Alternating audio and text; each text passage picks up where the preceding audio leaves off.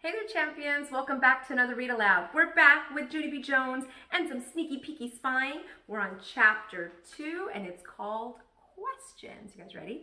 Here we go. Me and my bestest friend, Lucille, sit at my same table together. My table is where I sit up straight and do my work and don't talk to my neighbor. Except I keep forgetting that part. I wonder where Mrs. lives, I whispered to Lucille real quiet. Shh, said Lucille. We can't talk or else we'll get in trouble. And anyway, you're not allowed to know where she lives because it's a secret. Says who? I asked. Says my brother, that's who, and he's in the 3rd grade.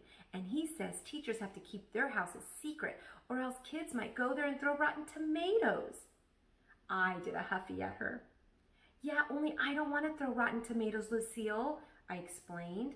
I just want to hide in her hamper and that's all. I don't care, she said. You're still not allowed because my brother said so and he knows more than you do. So there. I made an angry face. So there is not a nice word, Lucille, I said. Then I made a fist at her, except for Mrs. saw me, so I had to unfold it. After that, I behaved myself very good. I sat up real straight and I did all my work. Work is when you use your brain and a pencil.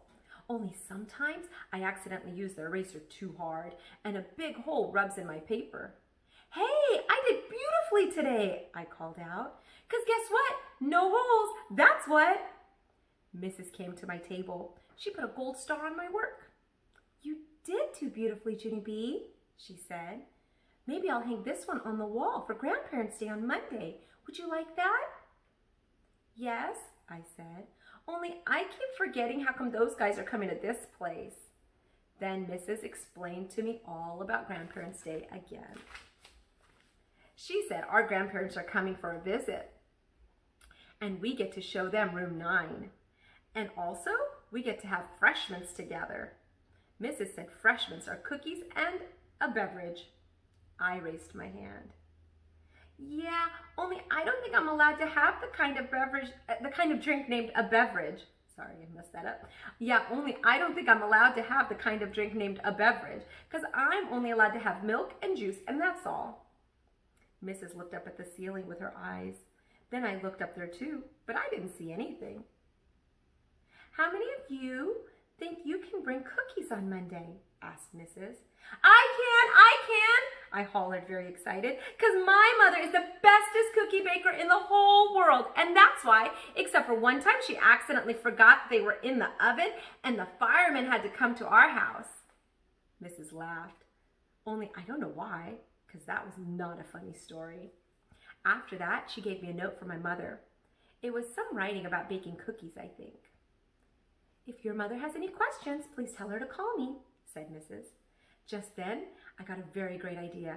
Hey, I said, maybe me and my mother can bring the cookies to your house, and so then I can see where you live. Mrs. rumpled my hair. You don't have to come to my house, Junie B. Just bring the cookies to school on Monday morning. She tried, right? I smiled very sweet. Yeah, only I still want to see where you live, I said. Then Mrs. turned around and she walked back to her desk. That's how come I followed her. Do you have the rich kind of house or the regular kind of house? I asked her. Because I just have the regular kind of house, except for Mother wants the rich kind. Only Daddy said, lots of luck. Mrs. pointed at my chair. That means to sit down, I think. Yeah, only do you have a daddy that lives at your house too? Are there any pictures of him in your wallet? Let's look in there, okay? Do you have a secret compartment? So she keeps asking questions. And the teacher said, go sit down. Lots of questions. That was the name of the chapter. Do you have a secret compartment in it? Because my Grandpa Miller has one of those things with 50 bucks in it. Only don't tell Grandma. Mrs. took my hand. Then me and her walked back to my table.